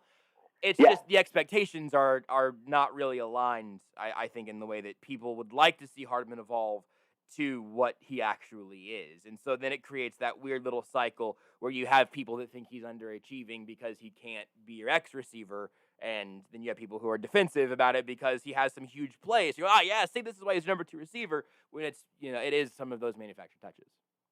Right, and like that. It's we're not allowed to be nuanced, right? We're not allowed to, we can't be in between. It has to be polarizing takes. But like the vertical stretchability of McCole is still super valuable because the Chiefs are able to put middle field safeties, for instance, in a lot of conflict when you're running, Tyreek Hill and McCole Hardman, in the middle of the field on verticals, where Tyreek, the Chiefs love these. They're in a 3-by-1 formation. They run Tyreek Hill across the field. They run McCole Hardman behind him, and they kind of really put that safety in the middle of the field in really big trouble because they can't defend both of them. There's not 2 guys on this, there's not another guy on this team that can stretch defenses the same way that McCole Hardman can. So, it's still a big element for this team. You mentioned Byron Pringle as kind of your first guy in mind there that does do more of that X stuff. But with the roster where it stands right now, what do you like? Who do you like the most from that receiver group in terms of like, this is my bubble guy that I really do hope makes this team, or you mean who is it that's actually getting the bulk of those X snaps? Is it Pringle? Is it Robinson? Has one of the other guys, one of the more newcomers, caught your eye at all? I think it's probably Byron Pringle, and I don't really want to say that anybody else is really exciting me all that much. I think the outlook of Darius Fountain. He's been pretty good. He's been a good receiver. I don't know if he's really got a role in this football team. Special teams at the bottom of this roster, and there's just kind of a roster crunch at this point. Darius Fountain, he kind of intrigues me though, for sure. Yeah. Cornell Powell, I'm a little disappointed in where Cornell Powell's at to this point. Yes, he's a rookie. He's 2 preseason games in, and there's still some more upside than a DeMarcus Robinson, for instance. But you want him to show at least some a pulse here. Yeah. I think Cornell Powell, you would hope, was a guy that was going to kind of be in the mix a little bit more than he has to this point, because he would be a guy that make a lot of sense as an X-type receiver too. He's got the physical profile, the skill set, the willingness to block. I think he's going to be a quality special teamer when it's all said and done this year, but you were just kind of hoping for a little bit more on offense. But, there's just a lot of kind of just guys, between Byron Pringle, DeMarcus Robinson, Marcus Kemp, those guys. There's just a lot of, just guys there. What do you think the practical implications of that are going to be? Because we've talked a lot about that fact and getting to, it's Travis Kelce and Tyreek Hill, and then sort of this unknown quantity of McCole Hardman, or how he'll be used. Or maybe it's a known quantity that, we've been making an unknown quantity for conversation. and then a lot of guys. So what is that going to do to the offense? I would say juxtaposing it to the times that they had Sammy Watkins on the field, or even not even, having the idea that Sammy Watkins might play his, 8 or 10 or 12 games. 23-0, baby. I mean, I think that's the weird thing, right? Is, we're having these conversations about whether or not it was Sammy Watkins or somebody else. It's still kind of a secondary player. I mean, Sammy Watkins wasn't a Tyreek Hill, wasn't a Travis Kelce level guy in this offense. He was always a top shelf complementary piece, and the Chiefs just don't have the top shelf complementary piece at the receiver spot. They still have 3 very legitimate, stable offensive players, offensive weapons. I think I'm, Kelce Hill, but I'm also throwing Clyde Edwards-Helaire in there when he's in complementary pieces or even below average. I think. Cole Hardman's got a very defined skill set that's still going to have a lot of value. Byron Pringle does a lot of little things well. I don't think he's any worse than a Chris Conley, for instance, right? But, this group still has, a ton of firepower, still has the best player in the world. Patrick Mahomes is going to make these guys better. He's going to, elevate a McCole. He's going to elevate a Byron Pringle a few games a year, too. Like, they'll have their moments for sure. So it's going to be fine. They're the best team in the world still. The offensive line's a lot better.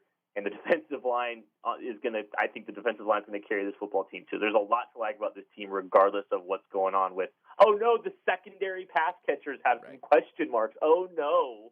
This has come up a few times, but whenever we have to do some self-evaluation of the things that we've talked and written about this offseason, it does make you feel kind of stupid.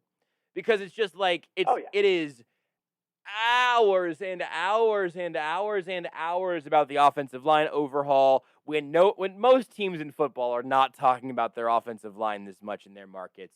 It's hours and hours of their third or fourth offensive weapon, maybe their fourth or fifth offensive weapon.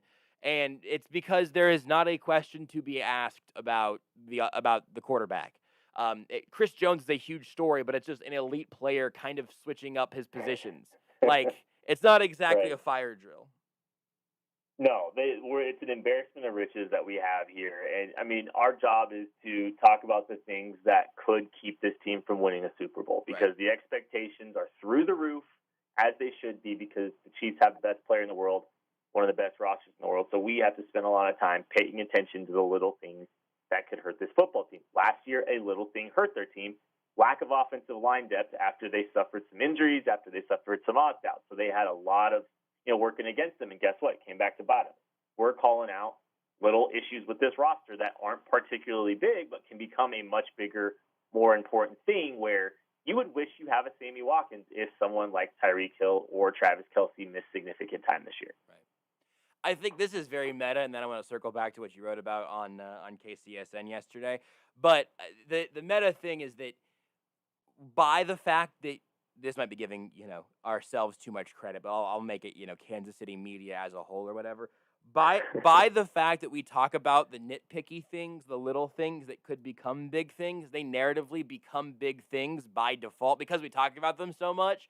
And so every single angle in the city is talking about, McCole Hardman this week. And then it ends up becoming a big thing, narratively speaking, we should all recenter ourselves and remember that this can't just sit there. The best football player in the world plays football here. I will say, but at the same time, I think people want to have that conversation because there are so many known commodities. That's what makes it so interesting. The reason we're having those conversations is because people want to have those conversations. It's just wild, that's where this play. The Chiefs are in some ways the expectations are so high for so many areas of this football team. People want to pay attention to who the fifth defensive end is. Right. Yeah, no, because we can't just put up dead air. You can't just not send out things in the Substack. And people want to talk about this football team, but everyone knows that Travis Kelce is awesome, Patrick Mahomes is awesome, Andy Reid is awesome, Steve Spagnuolo is awesome. There's our starting. Right. So let's find something that's find something that's a question mark, and so we do that. Yeah, and it's a lot of fun, and it's in no way exhausting. Never. It's never been exhausting, never once. You wrote. Go ahead. Go. Okay. Well, you're good, buddy. I just want to make sure people know that you've got work that you're doing for this pesky new startup company, the KC Sports Network, and this wonderful little Substack where you can subscribe right now for, again, remind me how much money for a year right now, Kent? It is $40 for a year until September 1st, and then it's going up. Right. So don't wait for the price to go up. Why would you wait? Just go do that now, kcsn.substack.com. And you wrote about the RPOs a little bit that the Chiefs are going to be doing in 2021. I will say this. I think I've told you and Craig this now multiple times, but I really like the little video breakdowns. It's just nice to have it in a different format, and I like a good little video snippet. So if you're not reading the newsletter, you're missing the video breakdowns, which I think are a huge advantage of the format. But I'm interested kind of why you thought, you know what, I want to make sure we talk about the RPOs a little bit with this new look offense, the play you pulled from the Cardinals game, and what it is that brought that to the surface for you and why you think it's important for people to know about.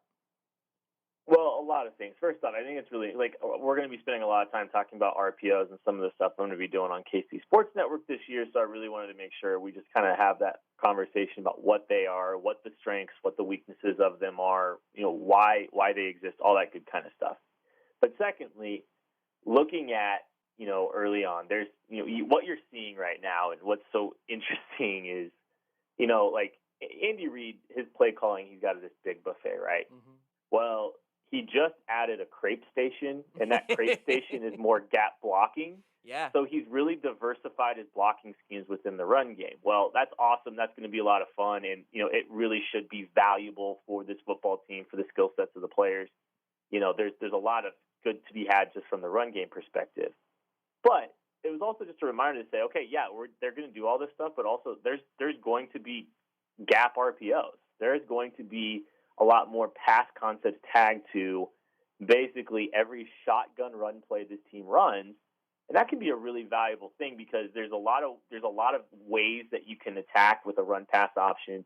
There's a lot of reasons you can throw the pass in a run pass option, and it really presents a lot of problems for defenses if they've got to worry about multiple blocking schemes up front running the football, and they've also got to continue to change the player in conflicts. And I feel like this is me anticipating a little bit of what we're going to be talking about a lot this year, I think, offensively and schematically. These are some of the things that are going to be really valuable. And so I just kind of wanted to help set the stage, this is what RPOs are. These are how they're used. And, this is just a very diversified offense, and reminding people that it's more diversified than you think, just because merely, switching some of the blocking schemes up with the run game, but a pass concept being tagged that they can attack at any given time. If a defense doesn't have the, right players as part of the run fit, can be really problematic. And you saw it a couple times. That slant to McCole Hardman, where he got to run through the middle of the field untouched, was a prime example. I think most people probably have a feel for it, but if you're going, please stop saying RPO. What does RPO mean? I'll be honest. I think that was.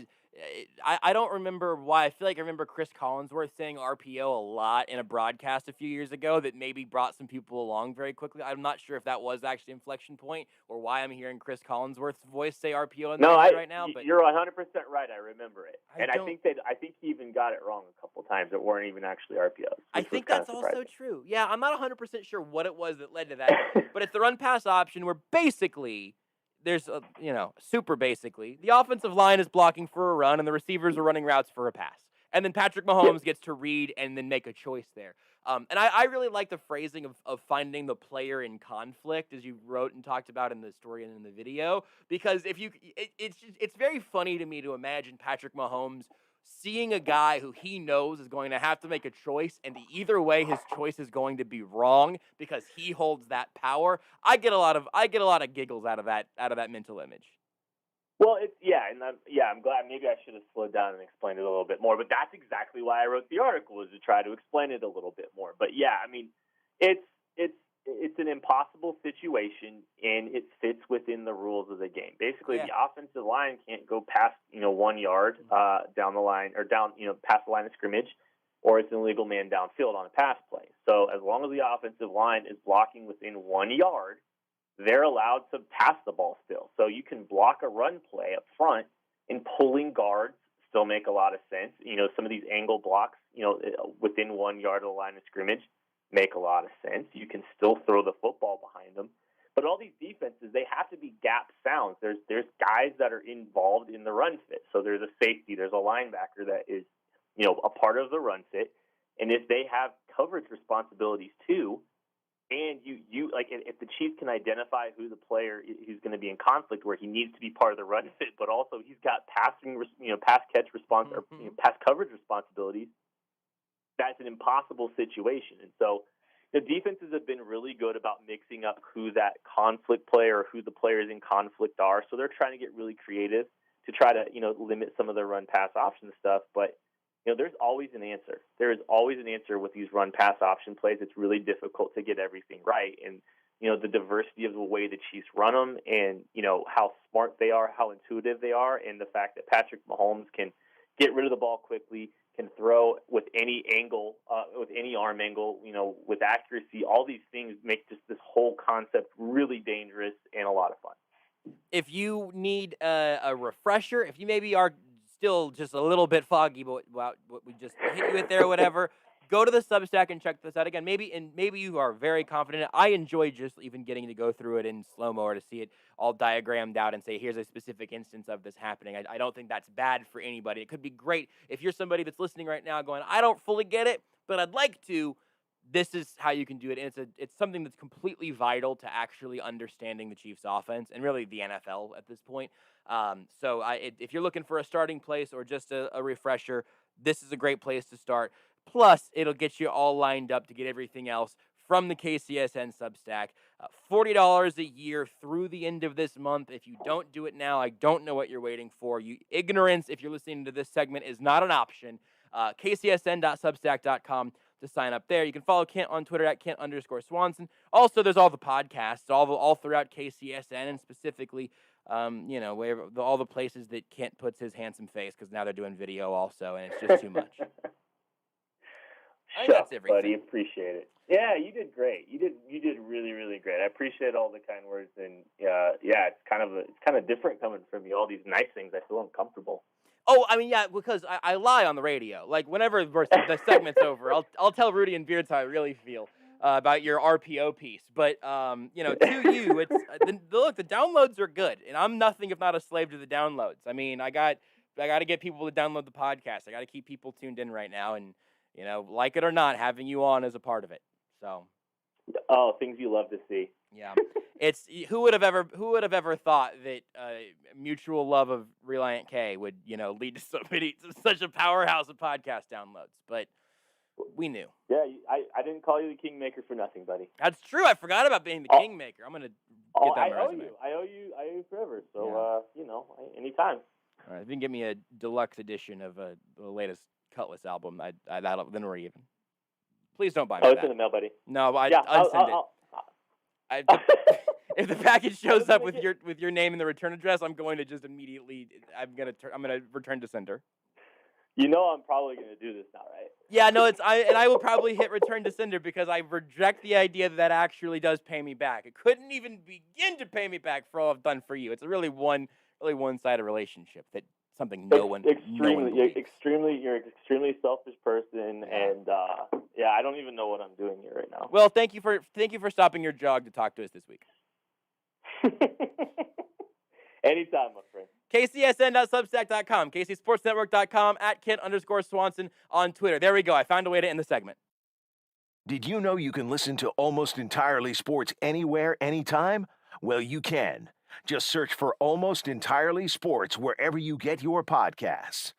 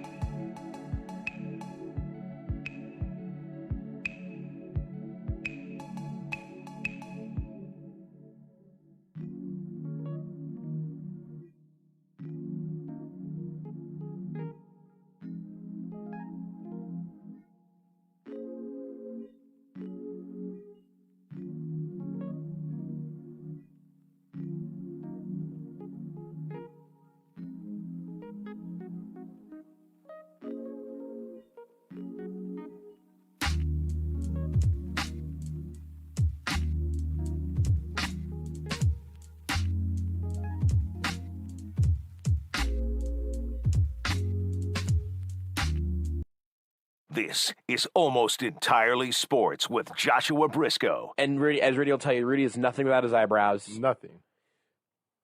Just a weird-looking man. On Sports Radio 810 WHB. Go support the Substack, kcsn.substack.com. Thanks again to Kent for making time for us tonight. I didn't see this until earlier today, but I just saw it in a different light. Del Curry and Sonia Curry are apparently getting divorced after more than 30 years of marriage. Love's not real anymore. Love is not real. And there is a Twitter thread from someone I don't know. Their display name is Soa King, and I just retweeted it because every one of the I'm not gonna get to go through all of these, but these are all. I mean, so good. This is quote tweeting this tweet about Del Curry and Sonia Curry getting divorced after 30 years. It begins. You know what, Beards? Also, can I get the music? Can I read the internet here on this one? Actually, go ahead. Rudy. I want to point out it does not include Del Curry's Twitter handle and the initial tweet that he is quote tweeting. Yeah, so it's not like he is tweeting this at Del Curry, but he is tweeting to Del Curry. One tweet at a time. And now Josh reads the internet. Bud. ... Let me tell y'all something. You don't want to be out here. Don't.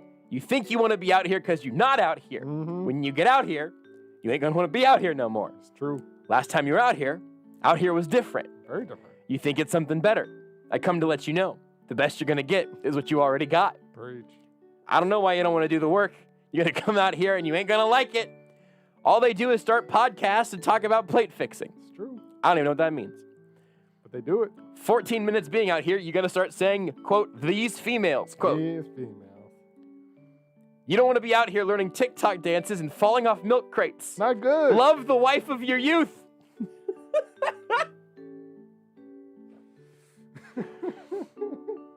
Do you like turmeric? Charcoal ice cream? You better learn to like it. You better learn. You're going to be wearing a hottie shirt by Thanksgiving. You better ask your wife to forgive you. You better go listen to Lemonade and pray about it.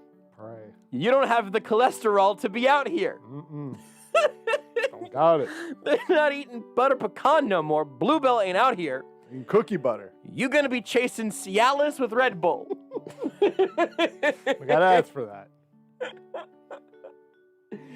Do you know what group chat is? You better learn, because you finna be the subject. Oh, yeah.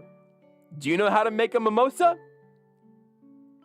These people are 60% crab leg, 30% iced coffee, and 10% vape pen. That was my favorite because it felt like a personal attack. Very good. Beloved, whatever went wrong, go back and make it right. Make it right. I can't read the next one, but Nope. it might be the funniest one. I think my favorite is, I'm not trying to scare you. I'm trying to prepare you. These people are children of Rihanna, born in the fires of chaos.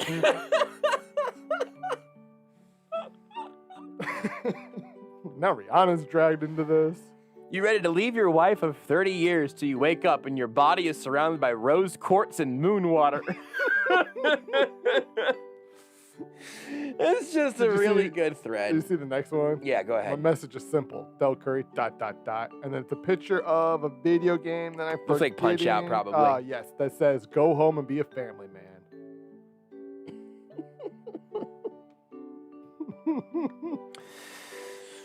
It's just impeccable work. The whole thread is fantastic, including and maybe even especially the one that have you seen the thread, Beards? I've pulled it up. I haven't gone through all the way. That's through fine. I need your ignorance on this one, because one of the tweets, if you were going to, like the board that has like a bunch of holes in it that you can like put Yes, I saw that like a hook in or whatever and like hang tools. I saw what that would one you there. call? What would that be called? Oh, a pegboard. A pegboard. Yeah. Yeah, we're close. Yeah. Yeah. Pegboard.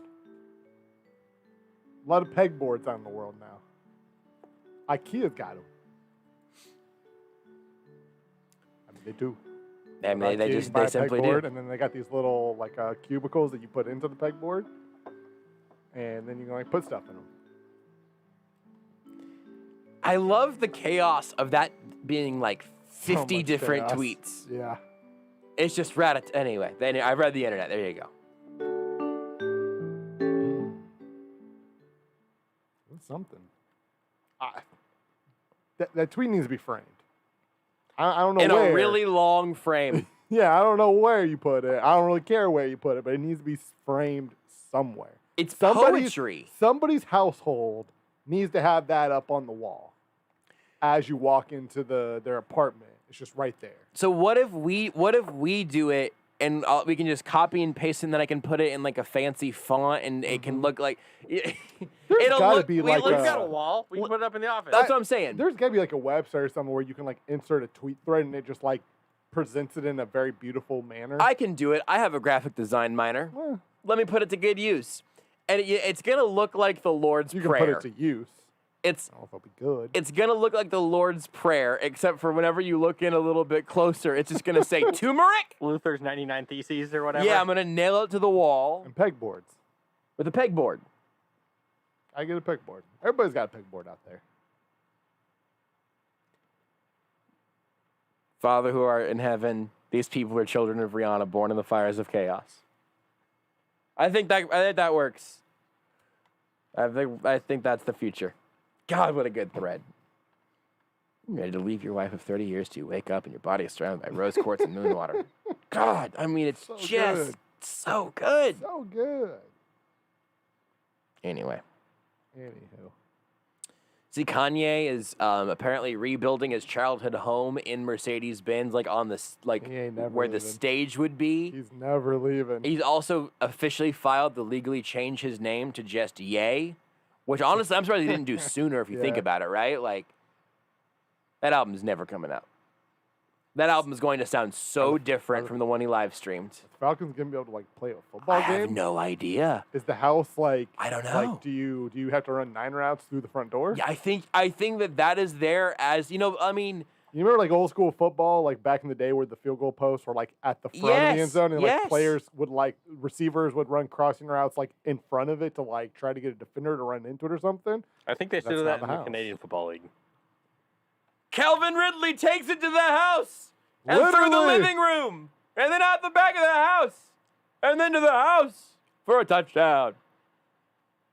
You gotta get a lot of cameras up in that house. Who knows what's happening inside there? That is not FCC approved. I don't think that's what Rudy meant. Maybe it is. I mean, it's not. If Calvin it's Ridley, not what he meant, but it's what if the Calvin reality Ridley, is. I mean, it's not. It doesn't have to stream 24/7. If it's during a football game, nobody's getting naked in the house. I mean, the only person there is Kanye. It's just Kanye watching TV, and then all of a sudden Calvin Ridley runs in with a football, and then he gets tackled. And like, I don't know if he's down or not because we need cameras to see. What if he fumbles the ball in that house? I don't know. I don't know who recovers it. Beards, he makes a great point. So let's say Calvin Ridley and a defensive back. They don't have to be upstairs. I don't think that any of the players are going to run upstairs. That seems like that's just a lot of work. If there's a balcony, imagine the separation you can get there, though. If you can come back around, it's like the world's most exaggerated little hook route. So we have to just figure out if Kanye's childhood home has a balcony. That's right. If it has no balcony, then the upstairs really provides no value. If it has a balcony, I don't know that it's a 2-story home at all. True. It might not be. But what I'm saying, but Beards, Rudy's point here, and I just wish you could, Beards, can you focus for a second? Can you just be serious for a minute with us, please? Just 2 seconds. If Calvin Ridley and a defensive back on the field run into Kanye's reconstructed childhood home at the 50-yard line of Mercedes-Benz Stadium, and they come out and the defender has the football, how are we to know? I don't know what happened in there. How are we to know what happened in that house? I don't know what happened if we don't there. have cameras in there. Just Could you please just be serious for a second? Just take Kanye's word for it. Kanye West didn't see what happened. He's too busy watching Netflix. I can't work like you finishing the album. He's Beards. watching Keeping Up with the Kardashians because he needs to know what's happened. Yikes! He's trying to keep up with the Kardashians. It'd be sad in there. He's watching Keeping Up with the Kardashians, and it's very sad because he's got a lot of emotions. Cuba Gooding Jr. show on FX. By the way, I just remembered this, since Beard is not going to seriously help us solve this very real, serious logistical issue. I'll have the name of that show in a second. Also, Beards, whatever you said to us in the talkback about a minute ago, could Never not heard hear it. So it was 2 minutes. Oh, yeah, the show's almost over. Yeah, we got about He was watching American Crime minute Story. and a half now. A little bit less than that. Kanye was busy watching American Crime Story. Did you see That's the O.J. Simpson show. Some incredibly important, relevant news for us, sort of in the music world? Did you guys see what Young Thug is doing? No. That was not the music news I thought you were going to go with. Did you want to talk about the Rolling Stones drummer dying? No, I just I know. You're a Rolling Stones fan. I am. They're my favorite band. I did not know that Yeah. happened. Yeah. But really? Charlie Watts. Yeah. Wow. They were my first concert. I don't think I can name a Rolling Stones song. Really? Really? I don't think so. Really? I'm sure I've heard them. I couldn't tell you the name of the song. Did they do Start the, Me Up is pretty. Yeah. Did they do the I Am Iron Man song? No. Welcome to the Jungle. No. 30 seconds. Painted Black. Back in Black. Painted Black is well close. You got the color right. Painted Black is a Stone song, right? Yes. I like that Sympathy song. for the Devil. Jumpin' Jack Hey Flash. Julie. Young Thug is building his own city on 100 acres of land in Metro Atlanta. Here we go. That is up our I'm moving to alley. Atlanta. But also we did Young just sort of end the Thugville? show. What? Give me shelter? In Young Thugville, please. Bye, Mom. You are listening to Almost Entirely Sports with Joshua Brisco on Sports Radio 810 WHB.